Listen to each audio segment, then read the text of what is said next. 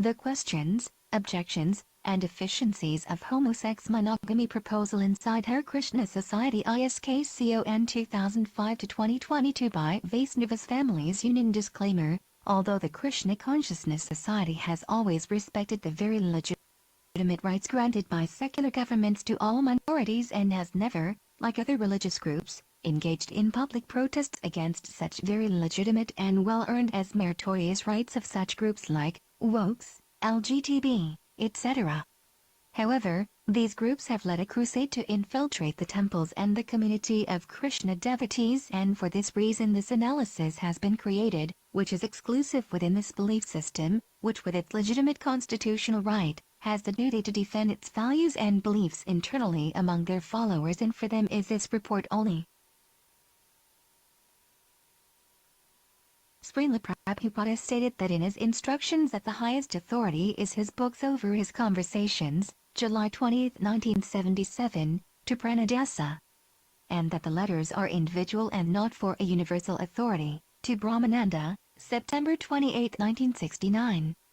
When Srila Prabhupada was carrying out his mission, he clearly stated, without any ambiguity, in almost more than 30 statements, in his books, conversations and letters, that it is a great adharma to support and promote homosexual life and conduct, and what to say a monogamy, monos one and gamos marriage, of this lifestyle, hereafter HSM.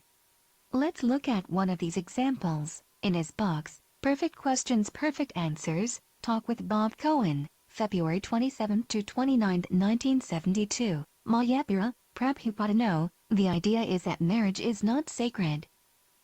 They think marriage is a legalized prostitution. They think like that, but marriage is not that.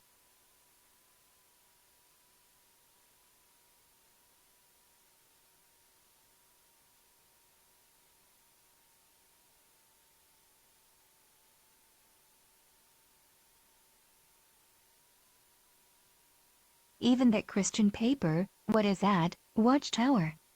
It has criticized, one priest has allowed the marriage between man to man, homosex. So these things are going on. They take it purely for prostitution. That's all. SB April 29, 14, when the world becomes degraded, civilization becomes demoniac, and for the common man the rectum and the genitals are taken very seriously as the centers of all activity. Even in such a sacred place as Vrindavan, India, unintelligent men pass off this rectal and genital business as spiritual activity. Such people are called Sahajya. According to their philosophy, through sexual indulgence one can elevate oneself to the spiritual platform. SB March 20, 26. It appears here that the homosexual appetite of males for each other is created in this episode of the creation of the demons by Brahma.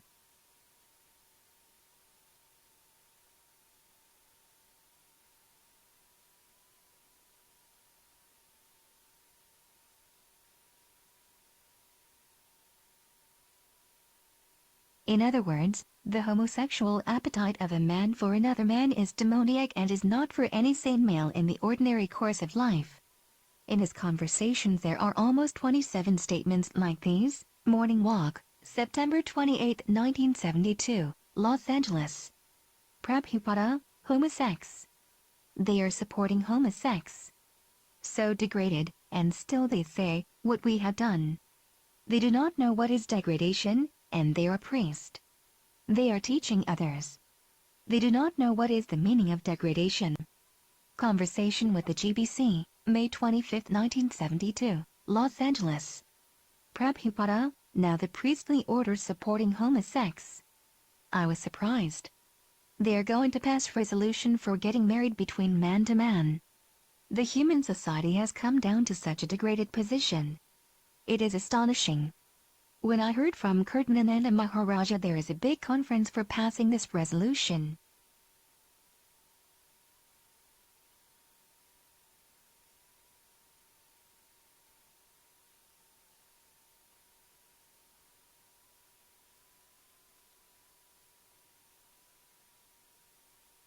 In India still, if there's somebody hears about homosex, make sound of breathing out.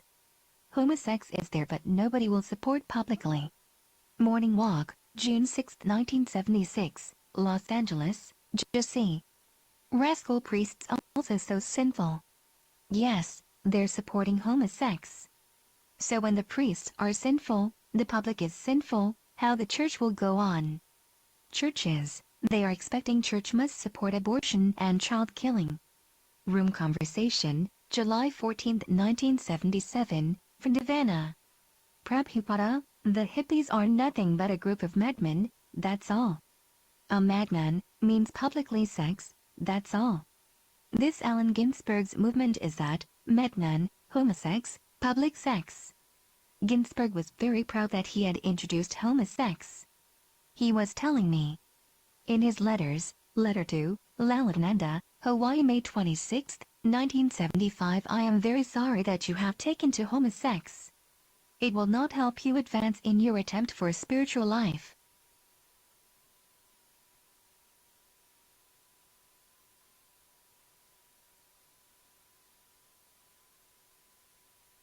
In fact, it will only hamper your advancement.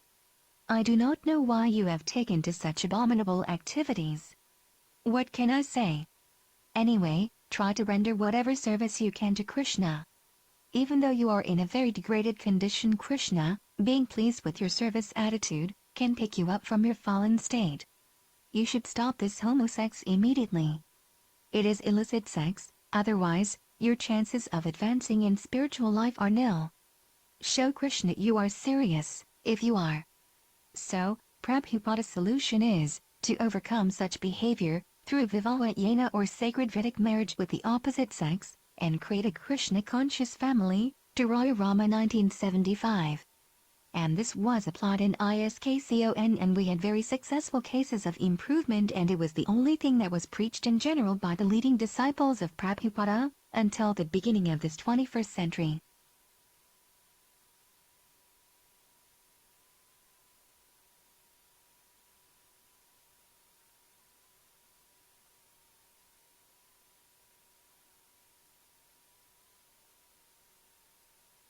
However, it is relevant to not ignore that there is a social historical context behind this issue. With the fall of the Red Empire, the USSR in 1992, when the famous Sao Paulo Forum emerged, which was the first synod of post-Marxism in Latin America, led by the leaders of the left, Lula da Silva, F. Castro, H. Chavez, E. Morales, etc., together with their organic intellectual advisors, Ernesto Lacloud and Chandel Moffat, where they launched their new weapon for the revolution and Marxist emancipation, which was social subversion with the fight for the rights of feminism, abortionism, LGBTQ+ groups, etc., called progress, in Spanish, or woke, and by his detractors gender ideology.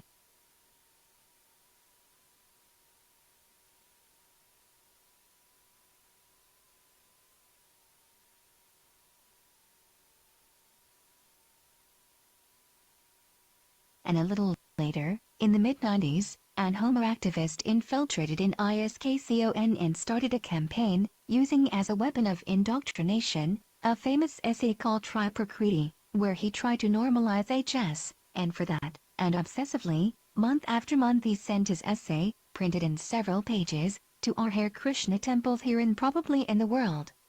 Later, with the emergence of email, he did so in this medium and in Yahoo groups, etc.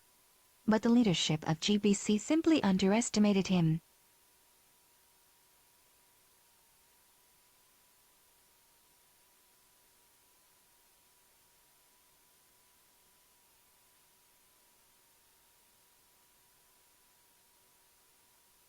But there was a very saintly sannyasi, who already left the body in a transcendental way in full Krishna consciousness, who in his books alluded to the importance of the beginning to include the LGBT community, and took refuge in a certain Prabhupada quote, CCRD 13-106, purport. So in India still there are professional dancers, blessers and singers, all of whom assemble together during householder ceremonies, especially marriages and birth ceremonies. These professional men earn their livelihood by taking charity on such occasions from the homes of the Hindus. Eunuchs also take advantage of such ceremonies to receive charity. That is their means of livelihood.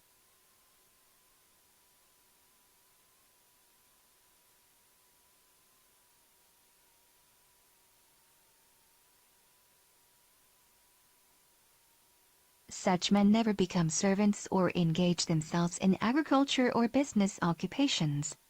They simply take charity from neighborhood friends to maintain themselves peacefully. Without a doubt, this proves that, unlike the canonical laws of others religions, in the Vedic Dharma texts, they never mandate genocide or mistreatment of gay people, as is the case of the Hitras or transgender eunuchs that still exists in India.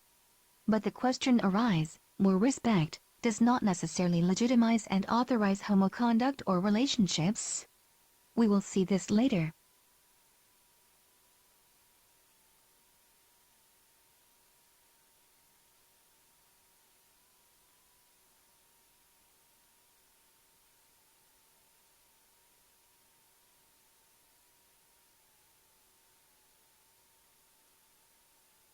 Justification well ahead. From 2010 to today, ISKCON has come under a tremendous bombardment on internet, social media and even in official classes, from some former conservative and leading disciples of Srila Prabhupada, who openly preach homomonogamy, and they have even justified a gay person coming to certain ISKCON temples and public festivals, dressed in sari and making a carnival-style procession, bringing more of them, under cover of a letter from Prabhupada, who had been sent to a gender-fluid person, but he was not devotee. Not initiated student, Honolulu, June 10, 1975 75-06-10. My dear Jennifer, please accept my greetings. I am in due receipt of your letter dated June 6, 1975 and have noted the contents. First of all, you decide whether you are female or male, then be one or the other. Then, you may enter our temple any time you like.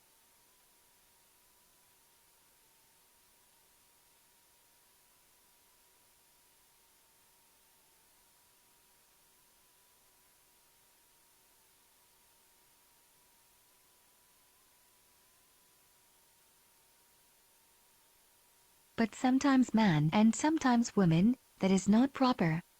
Such awkward thing cannot be allowed. It will be disturbing to others. Anyway, continue to chant Hare Krishna as much as possible. I hope this meets you in good health.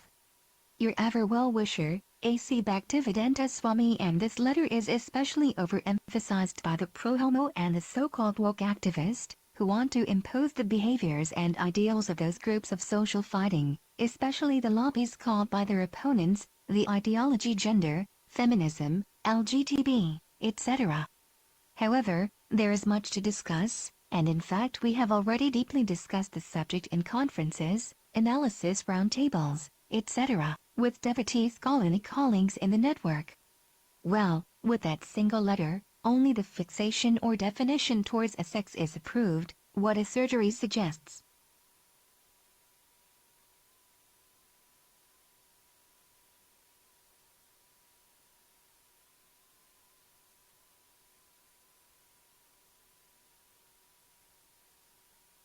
Furthermore, the caliph doesn't authorized, in the face of more than 31 statements by Prabhupada that clearly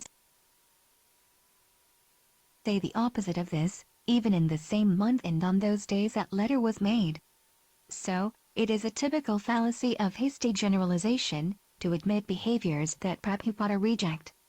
Furthermore, the vast majority of Prabhupada's disciples, except for one or two, have not questioned and critically analyzed this. More so, in the second generation of grand disciples, such dissenting proposals from the body of Srila Prabhupada's teachings have been raised a debate.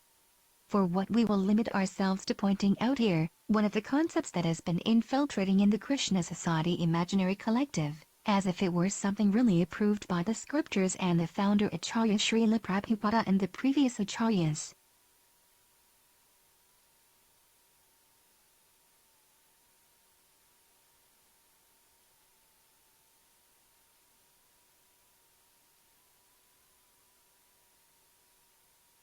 Since unfortunately, although the show of compassion towards the homo people comes from a group of generous souls, one of the bases to support or believe that such woke progressive ideas have a basis, have been some statements completed in an essay, which has gone around the Hare Krishna movement, but was officially shunned by the GBC, as divisive and unauthorized, by a very holy, compassionate and no bad faith author, who has perceived a huge media lynching and tacitly marginalized in ISKCON, as if he was the only one who opened the door to this matter. Although his arguments have allowed to be used by woke infiltrates of post-Marxism. And as already said, it is even emotionally repeated by the Hare Krishna so-called official guardians of the dogma, and even by gurus of dissident Gaudiya Vaisnava branches, without the slightest critical questioning.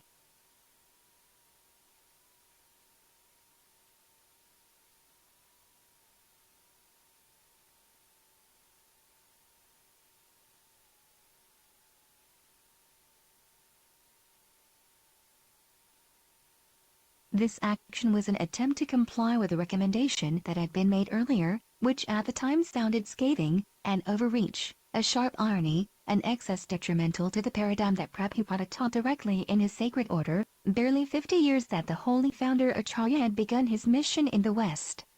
Said assignment was that I am not convinced that marriage is the best means in all cases, but some serious, formal and public recognition and appreciation of gay monogamy is, in my view, in the best interest of ISKCON and its members. Gay monogamy preferred to promiscuity. December 19, 2004, checker.org. In order to understand the nature of this statement, let's do a hypothetical experiment to broaden our conceptual horizons.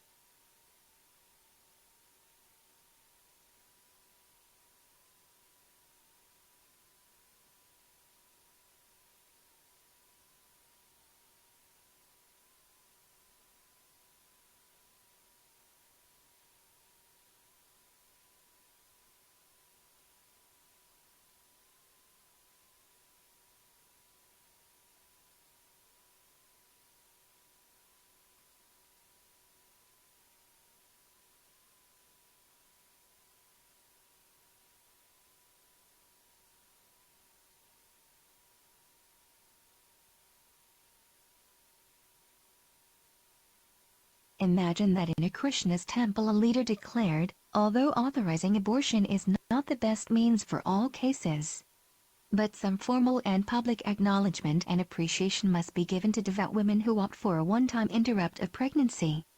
Or other examples applied to the four principles, although allowing intoxication is not the best means for all cases, but some formal and public recognition and appreciation must be for those sincere devotees who only smoke cannabis.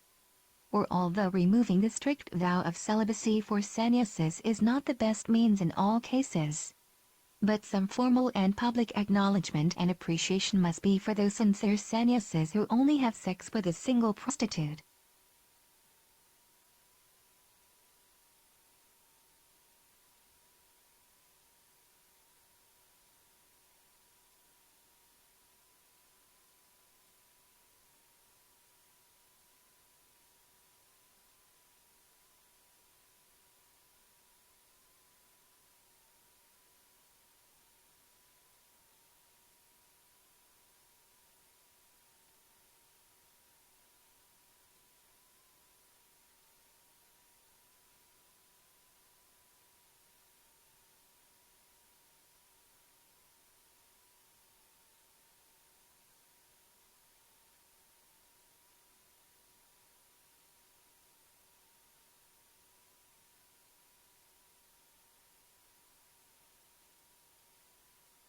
This is the category of this affirmation, which shows that it is only a typical artifice, a fallacy of tautology, since it affirms the same thing that it pretends to deny but with different words.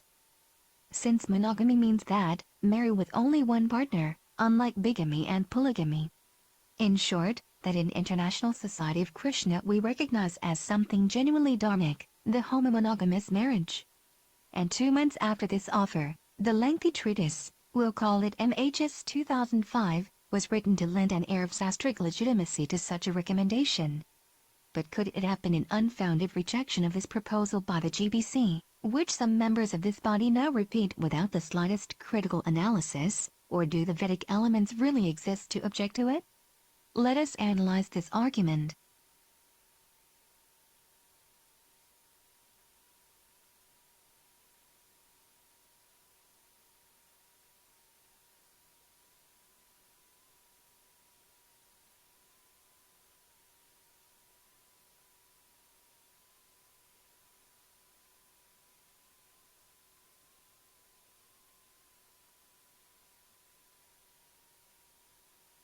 The HSM 2005 treatise presents a series of masterful rhetorical arguments and, without a doubt, has a very important contribution that we will deal with later, to support a moral philosophy called consequentialism.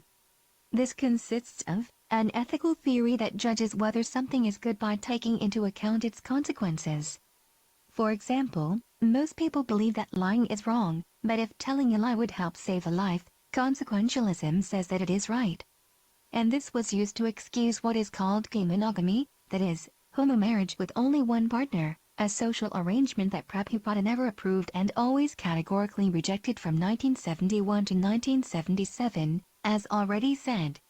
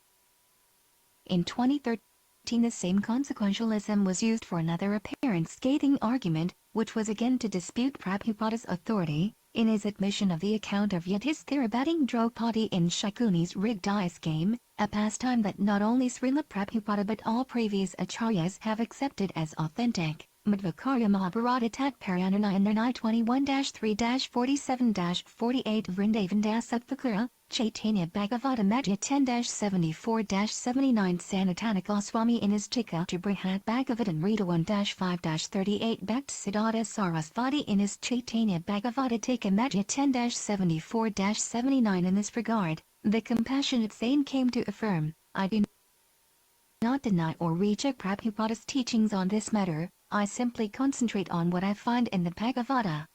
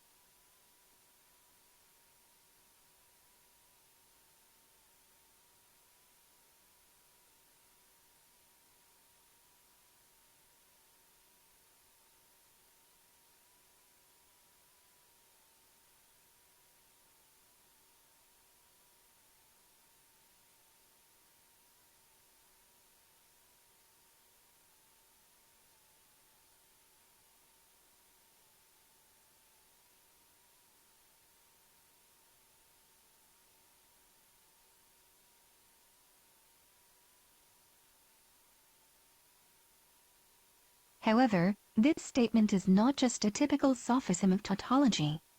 For furthermore, this creates a great dilemma. Can one read the Bhagavatam itself and get the true purport without accepting the Srila Prabhupada's purports? The founder Acharya, Malajana directly sent and prophesied by Krishna and Sri Chaitanya? What does it even mean to call purports to Srila Prabhupada's purports? In this way, involuntarily the dilemma arises, is this a discourse to annul Srila Prabhupada's authority in this matter? Said HSM 2005 brief is based on these points. 1. The tension between justice and mercy. 2. The tension between competing. 3. Moral duties. 4. The tension between the ideal and the real. 5. The tension between acts and consequences.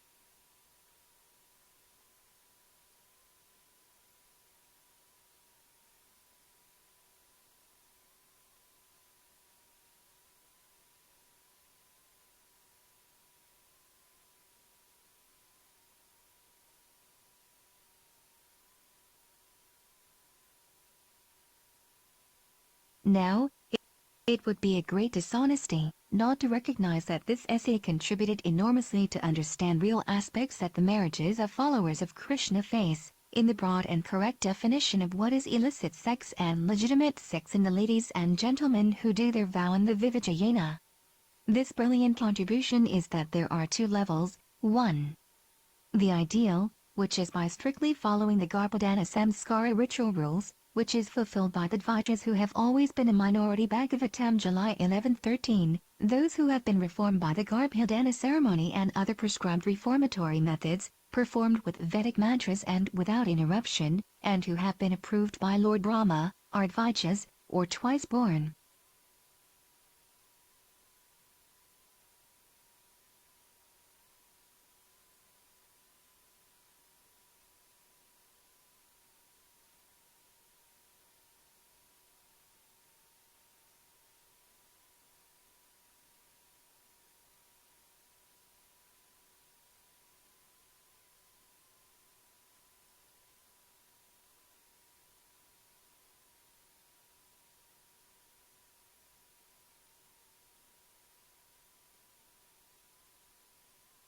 Such Brahma as K. Atras and Vaisyas, purified by their family traditions and by their behavior, should worship the Lord, study the Vedas and give charity. In this system, they should follow the principles of the four Ramas, Brahmacharya, Chi, Hasta, Vanaprastha and Sannyasa. The Garbhodana Skara, the ceremony for begetting a child, must be observed by the higher section of people, namely the Dvajas. One who follows the Garbhodana Skara system is actually twice born, SB 7-11 Sumeri, 2. The relationship inside the samskara of Vivava or sacred marriage, without strictly following the rules of the previous Garbhodana sacrament, which is typical and authorized in the Dharma Sastras for people of the Sutra category who are the majority.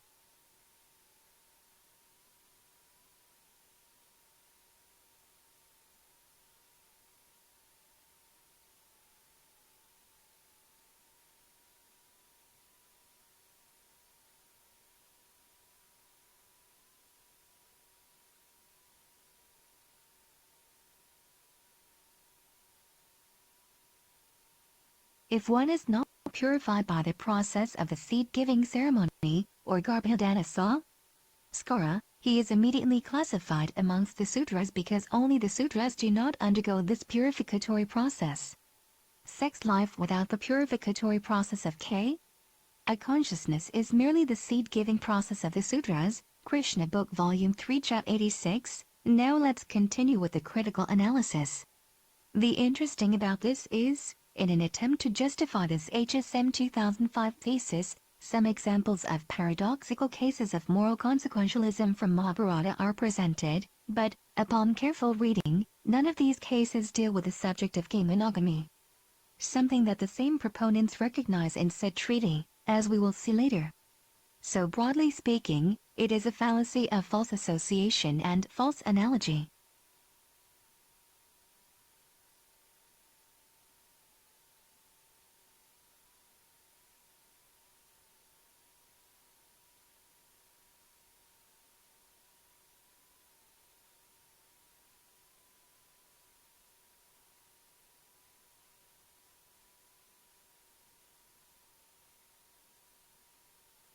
So it is a typical fallacy of extrapolation. Although there are other serious errors of logic, and we would like to deepen them, which would lengthen this analysis a lot. However, as we will demonstrate in the course of this treatise, the main basis or foundation where the structure of said MHS2005 argument is supported is that this essay presents a deconstructive discourse to dispute and invalidate the purports and declarations of the great Mahayana, sent by Krishna to establish the Yuga Dharma for the 10,000 of Kali Yuga. That is, the exegesis of Srila Prabhupada in his Tika, etc. The homosexual appetite of a man for another man is demoniac and is not for any sane male in the ordinary course of life. SB March 20, 26. Purport: it is invalid.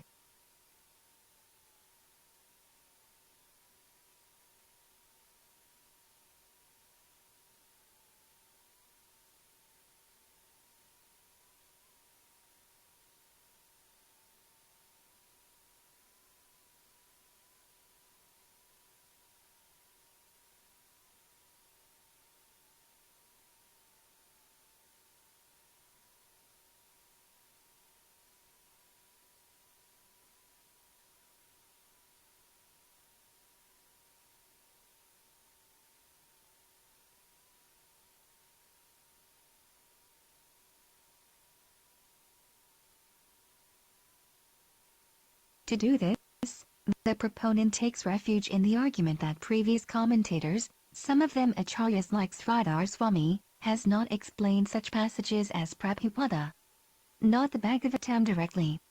On this premise the author is intended to remove the authority or validity of Srila Prabhupada's instruction, which already sounds quite lurid, not to say profane, as we will demonstrate later. In response, the opponents have presented refutations to such an argument, a very obvious one being that anybody can observe the fact that although the acharyas have variously commented on the passages of the Bhagavatam, but that does not mean that the tikas or commentaries of Prabhupada and the other commentators, who expose these passages in various ways, are wrong.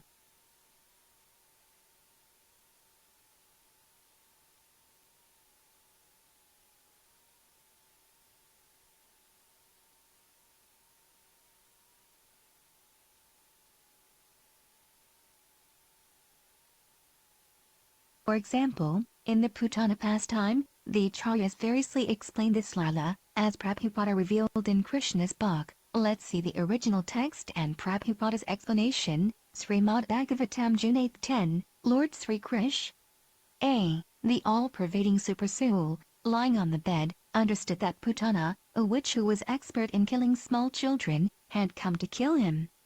Therefore, as if afraid of her, Krishna closed his eyes.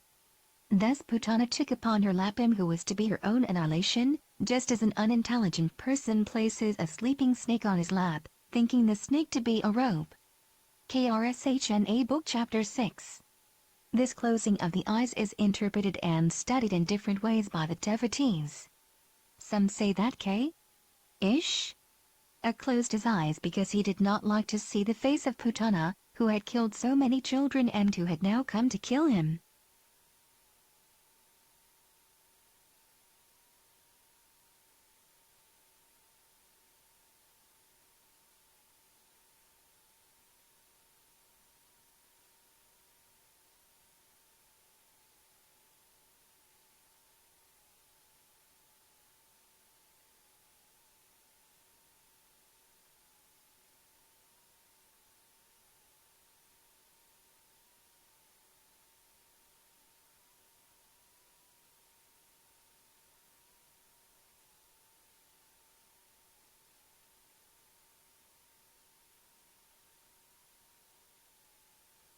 Others say that Putana hesitated to take the baby on her lap because something extraordinary was being dictated to her from within, and that in order to give her assurance, K.Ish closed his eyes so that she would not be frightened. And yet others interpret in this way, Krishna appeared in order to kill the demons and give protection to the devotees, as stated in the Bhagavad Gita, Paratra Ayasaduna Vinasaya Kardu K. Tam. The first demon to be killed was a woman.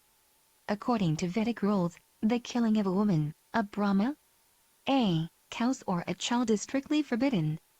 Krishna was obliged to kill the demon Putana, and because the killing of a woman is forbidden according to Vedic Sastra, he could not help but close his eyes. Another interpretation is that Krishna closed his eyes because he simply took Putana to be his nurse.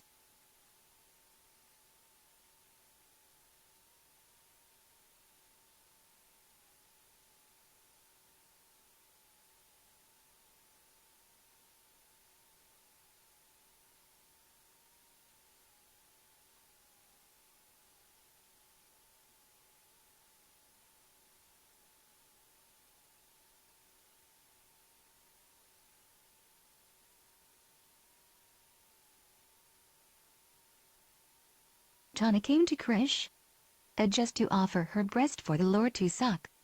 Krishna is so merciful that even though he knew Putana was there to kill him, he took her as his nurse or mother. Now why do the acharyas explain the Bhagavatam from different angles? This was clarified by Sri Chaitanya. Do not try to praise me in that way, the Lord told Sanatana. Just try to understand the real nature of Srimad Bhagavatam. Srimad Bhagavatam is the sound representation of the Supreme Lord Krishna. Therefore Srimad Bhagavatam is not different from K.Ish. Krishna A is unlimited, and similarly, each word and letter of Srimad Bhagavatam has unlimited meanings. Teachings of Lord Chaitanya, 1975, Chapter 16 about this type of approach, of wanting to invalidate the comment of the founder Acharya of Krishna Society, and guru of those proponents, Srila Prabhupada warns us, C.C. Andya. 7.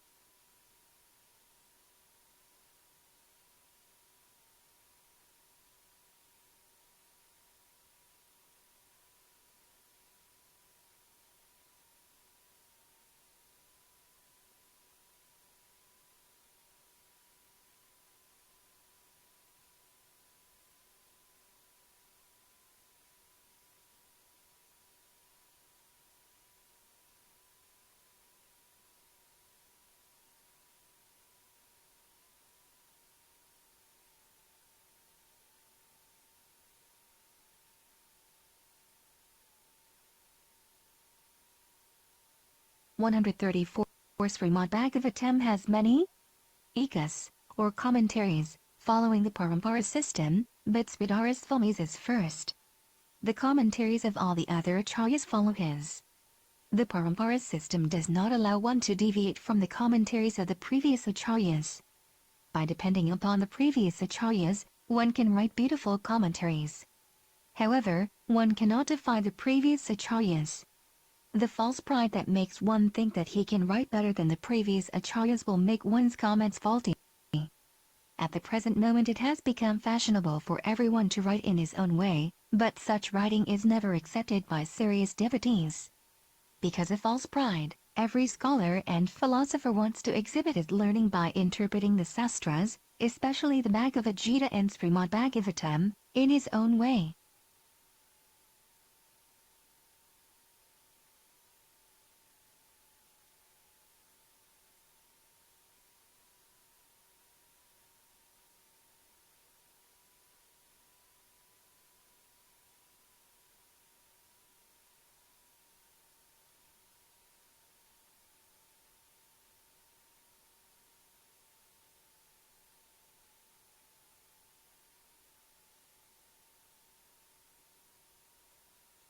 The system of commenting in one's own way is fully condemned by Sri Chaitanya Mahaprabhu.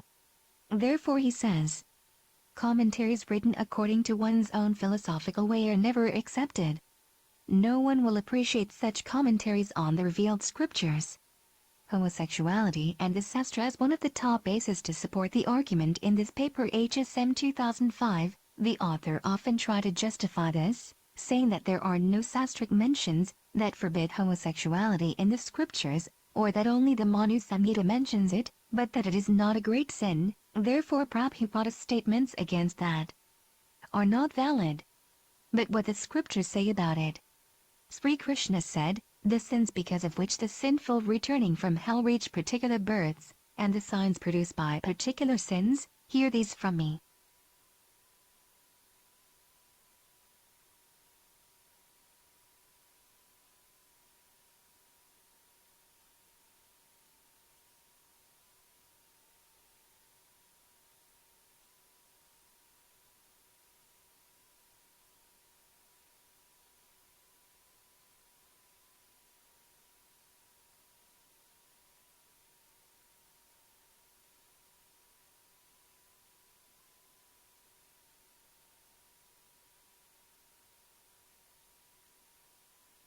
Garuda P5-1 The murderer of a woman and the destroyer of embryos are in this birth like wildlife full of diseases.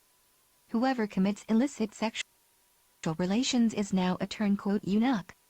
Who eloped with Master Guru's wife is born with diseased skin. The Garuda Purana V2-4, Krishna clearly defines that homosexuality is the result of having committed illicit sex, unnatural ways of copulations like wish-proof later, etc. And it is a sin just like killing a woman, killing an unborn baby or abortion, or eloping in adultery with the Guru's wife, strong sins that are punishments for going to Naraka's hells.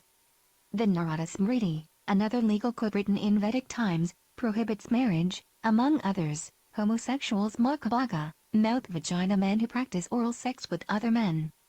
Narada Smriti January 12, 15, also the Narada Smriti 9.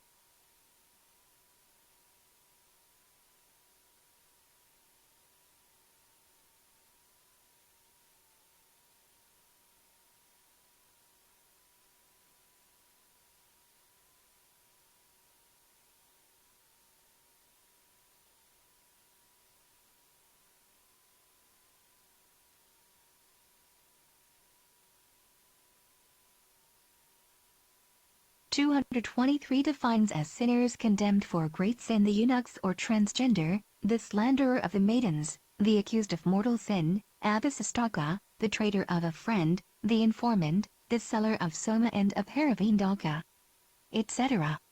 Narada Smriti 9-223. The Dharmasastras prohibit sex as illicit intercourse that is not vaginal, ayoni, even with the wife, and the Yanavalkya Smriti affirms that this includes acts such as sodomy with other men, and defines the four already mentioned with that conduct, Ys 1-81, for having sex with female animals.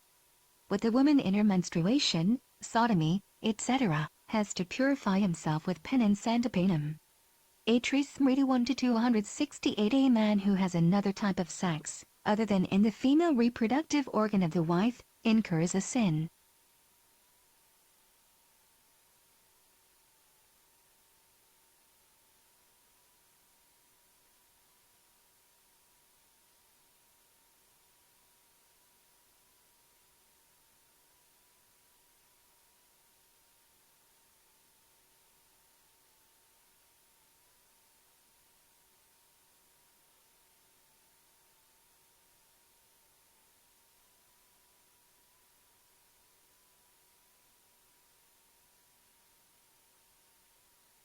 Bodhayana Dharma Sastra 3-7-2. A man who has another type of sex, other than in the female reproductive organ of the wife, incurs a great sin, just like a thief or killing a Brahmana.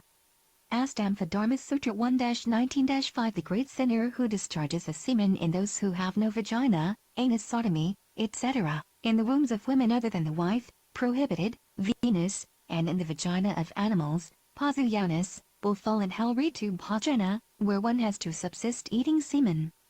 He falls into Vasekupa, a deep and narrow well of grease.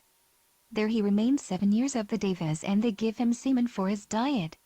When he is reborn on earth, he becomes the most despicable man in the world.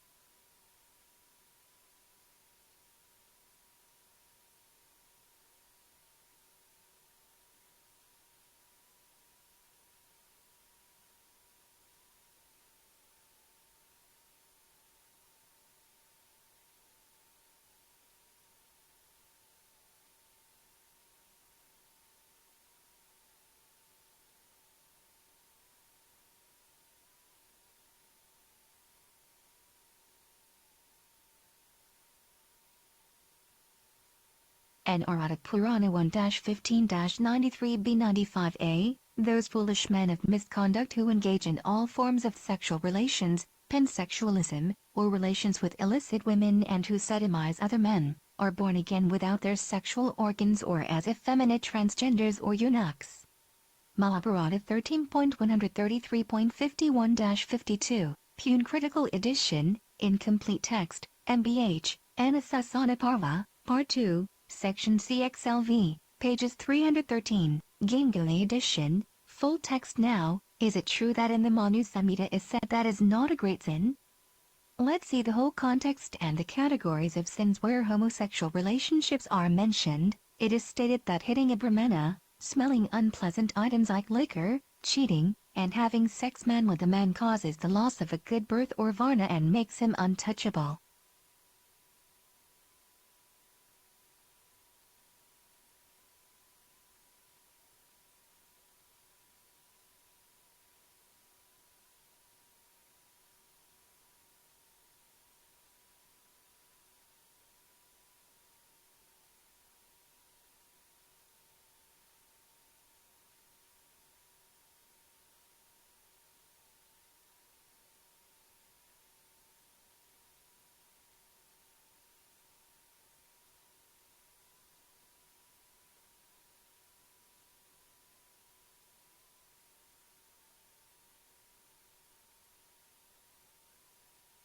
Manusmriti 11-68, a man who has committed sex with animals, or sex other than with the vagina with a woman sodomy and oral sex, or who has had sex in water, or with a menstruating woman, must perform a samtapanakriga. Manusmriti 11-174, a twice-born man who has sexual intercourse with a sodomy man or with a woman in an ox-drawn cart, in water or during the day, will bathe dressed in his clothes. Manusmriti 11-173, Krishna said that the result of intercourse in the menstrual period even with the wife is so sinful that it takes the perpetrator to the narakas or hells. Ekadasi Margashirsha Shukla or Mokshata Ekadasi, from the Brahmanda Purana. If a maiden sexually contaminates, with her fingers, etc., another maiden, her fine will be 200 pieces of gold. She too will pay double her nuptial fee and receive 10 lashes.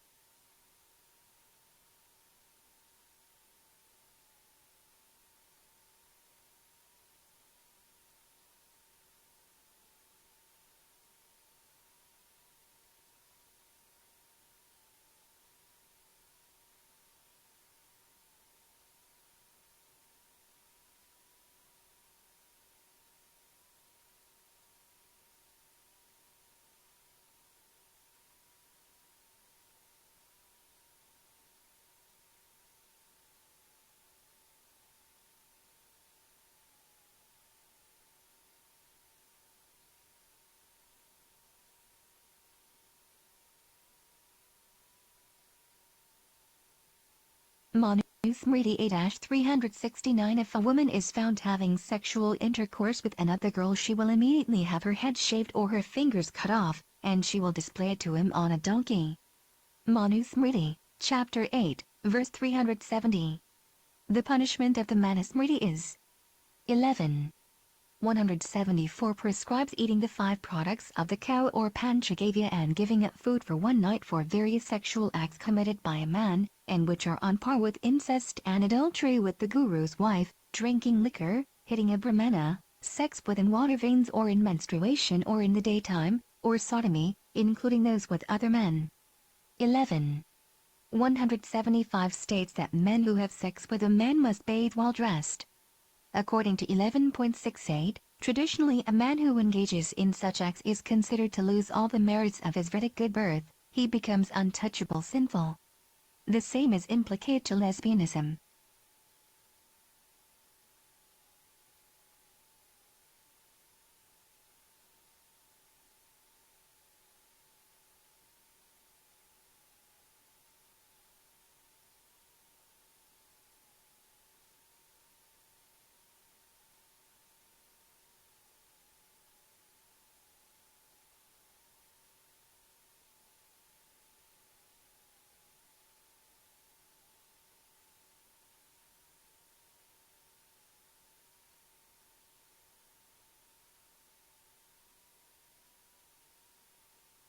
Also, many previous acharyas did not interpret the text. 11-5-32, K, I, H, Avar, A, Phi, Akrish, A, etc., as referring to Sri Chaitanya, who is not directly mentioned in the Bhagavatam. But that doesn't make it invalid. So it is just a typical evasion fallacy. Also interesting is that in SB 7-11-7 full authority is given to the Smritis Dharma Sastras and Puranas where female and male homosexuality is mentioned as a great sin, as already cited. Let's see what the direct quote says, SB 7.11.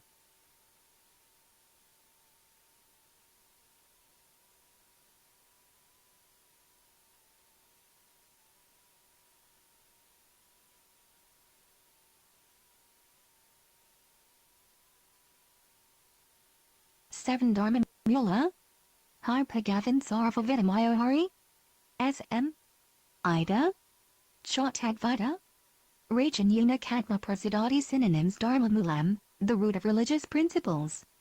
Hi, indeed. Bhagavan, the Supreme Personality of Godhead. Sarvavedamaya, the essence of all Vedic knowledge. Hari, the Supreme Being. SM Eden Ka, and the Scriptures. Tadvedam, of those who know the Supreme Lord. Rajan, O King. Una, by which, religious principle. Ka, also. Atma, the soul, mind, body and everything. Prasadati, become fully satisfied.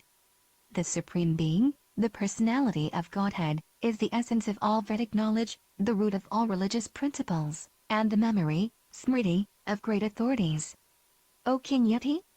Here, this principle of religion is to be understood as evidence. On the basis of this religious principle, everything is satisfied, including one's mind, soul and even one's body.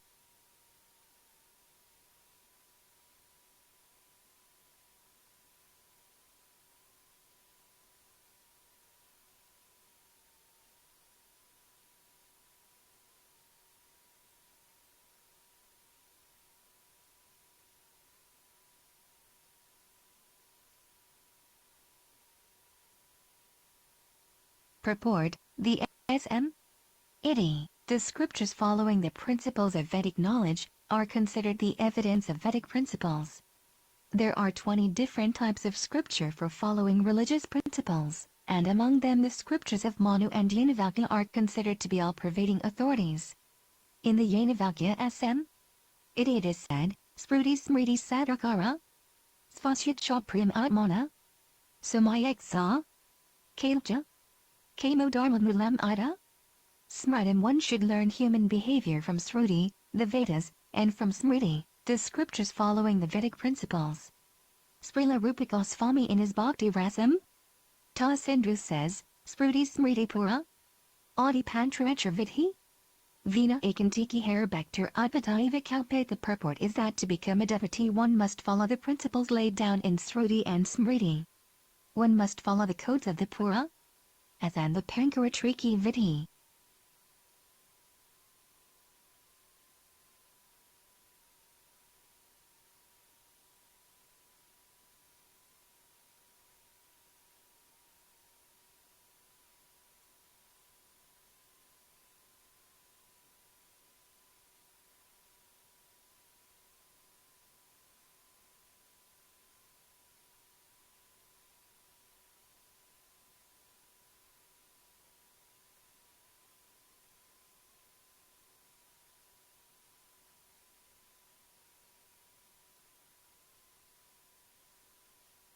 One cannot be a pure devotee without following the Shruti and Smriti, and the Shruti and Smriti without devotional service cannot lead one to the perfection of life.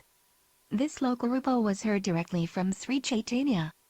In addition, just as the first canto January 1738 indicates in a general way only stri as illicit sex and panam, drinking for all types of drunkenness and drug use, in the 5th canto is established in a general way that the other types of sex other than between male and female under the sacred vow of Vivaha, are sinful, which also includes homosex, using the word sarvabigamas, yastvi sarvabigamas tam amutra niri vardamana.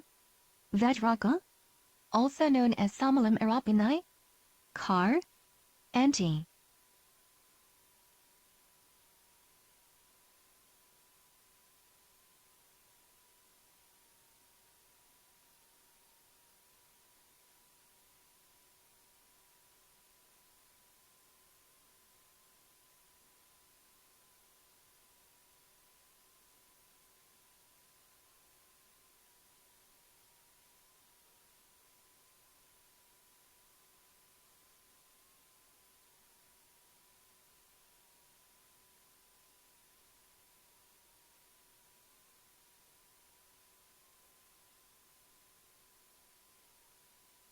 Synonyms, yeah? Anyone who. 2. But. Aya, in this life. Vi, indeed. Sarva Abhigama, indulges in sex life indiscriminately, with both men and animals. Tam, him.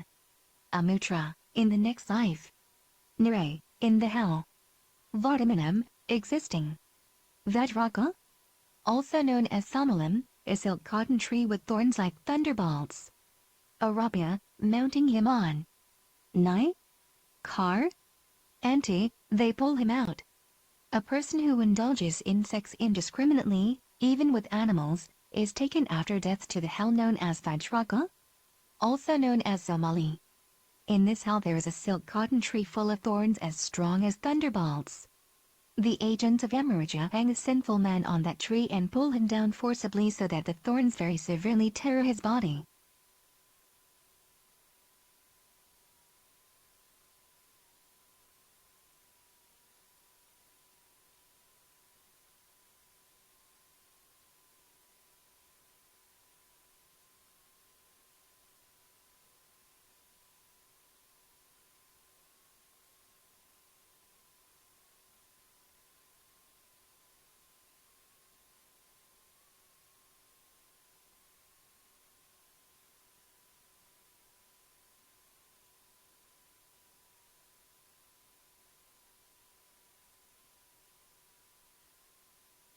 In summary, Prabhupada clarifies the error of all that type of argumentation used in the MHS 2005 paper like CC Audi 7-117, purport. As already explained, there are three prastanas on the path of advancement in spiritual knowledge, namely, Nyaya Prasthana, Vedanta philosophy, Smriti Prasthana, the Upani, Ads and Vedic mantras, and Smriti Prasthana, the Bhagavad Gita, Mahabharata, Pura, as, etc. And this is called Artha Kuku. Anyaya, the logic of half a hen, see Adi Lila 5.176. If one believes in the Vedic literatures, one must accept all the Vedic literatures recognized by the great acharyas, but the Mayavadi philosophers accept only the Nyaya Prasthana and Smriti Prasthana, rejecting the S.M.T. Prasthana.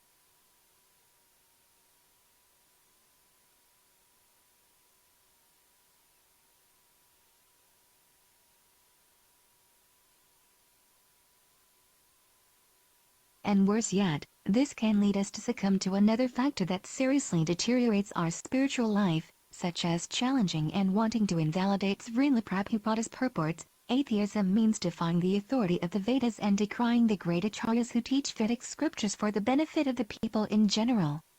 Nectar of Devotion 7, atheism means not to believe in the Sastra or not to accept them as it is, to comment according to one's own whim. That is called atheism. Lecture on SB 1.2.6, Rome, May 24, 1974. Atheism means anyone who does not believe in scriptures, standard scriptures. That is called atheism.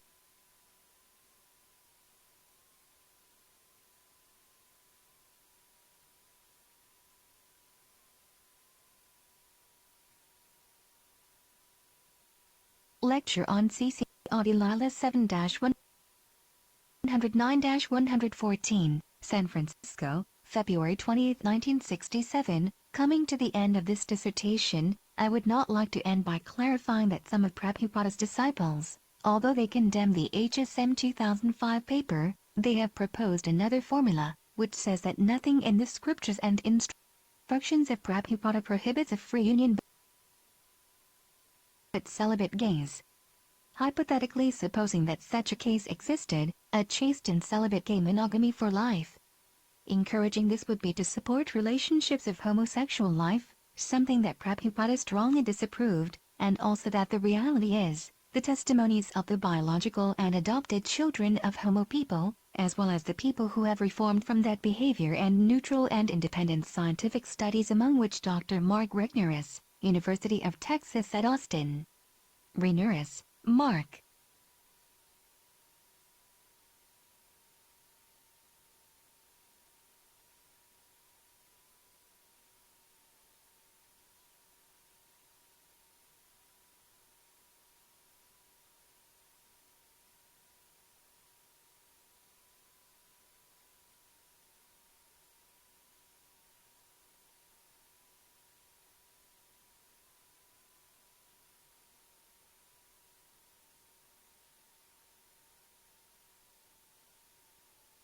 New Family Structures Study.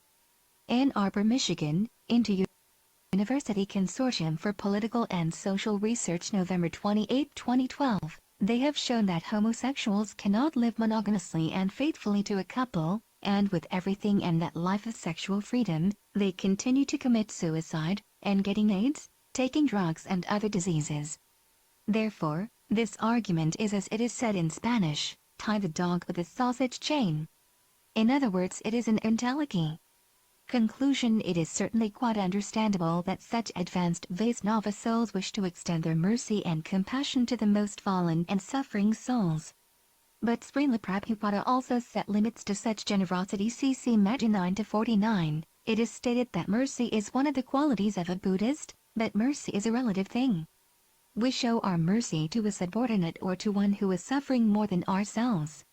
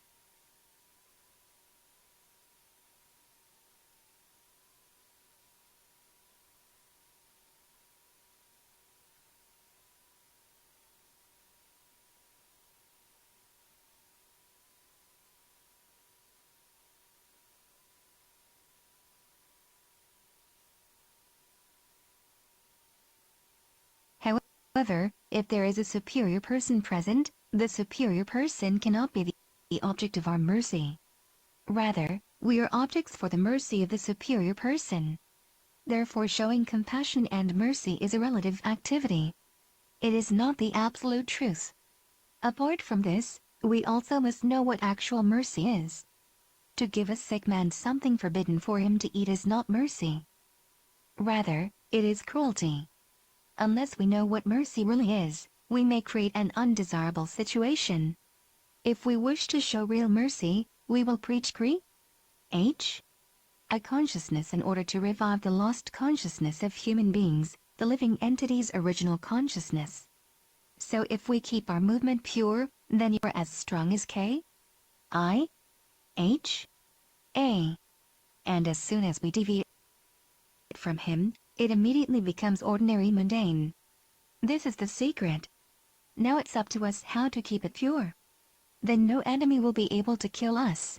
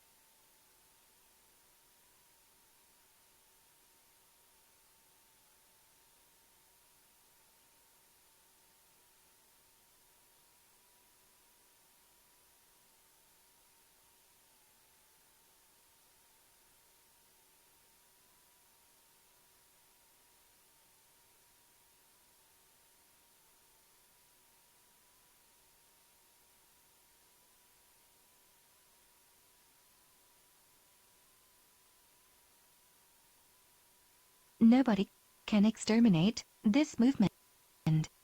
So you seek purity, then you will be successful. So what is your difficulty? Follow the rules and regulations, 4 principles, worship the deity and chant the Hare a mantra, as we have given, then you will remain as strong as A. And if we manufacture some ideas, then it disappears. A cannot be manufactured. Krishna is Krishna. You cannot manufacture another competitor of A. That is not the way. But bandage the failure. 760503R1 Honolulu, May 3, 1976. I have no capacity, but I took it, the words of my guru, as life and soul. So this is fact. Guru Mukha Padmavagya, Satit Agya. Everyone should do that. But if he makes addition, alteration, then he is finished. No addition, alteration. You have to approach Guru. Guru means the faithful servant of God, Krishna, and take his word how to serve him.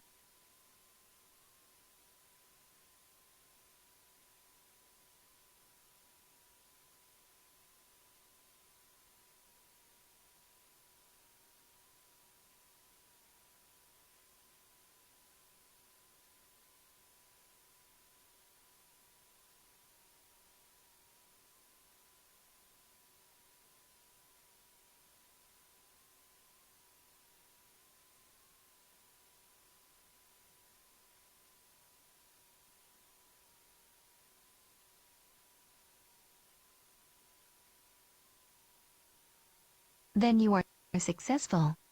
If you concoct, I am very intelligent than my Guru, and I can make addition or alteration, then you are finished. So that is the only lecture on SB 6-1-26-27, Philadelphia, July 12, 1975. The topmost saint and pure merciful Vaisnava ex-advocate to this homosex monogamy proposal inside Hare Krishna Society, he has given his final verdict on the issue. April 11, 2009, ISKCON Philadelphia. Dear GBC members, please accept my obeisances. All glories to Srila Prabhupada. I am writing in reference to this resolution passed by the GBC this year, 317.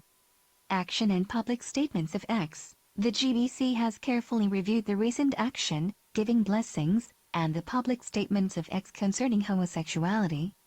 These remain controversial and divisive in ISKCON, and the GBC does not endorse or support them.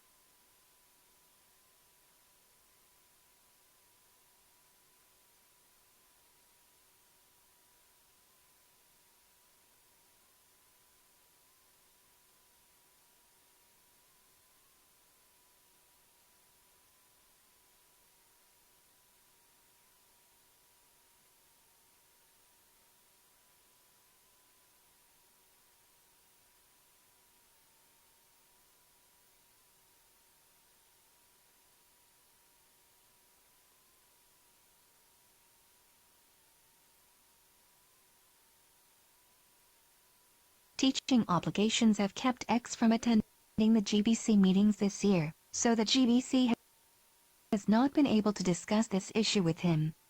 A GBC delegation will soon meet personally with him to discuss this issue and attempt to reach a common understanding.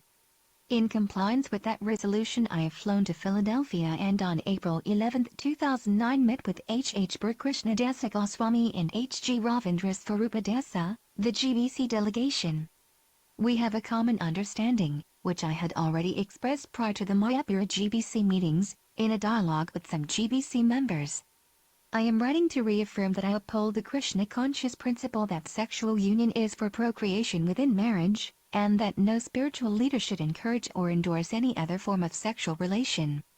I regret that I acted and spoke in such a way as to give many an impression to the contrary. I am sorry.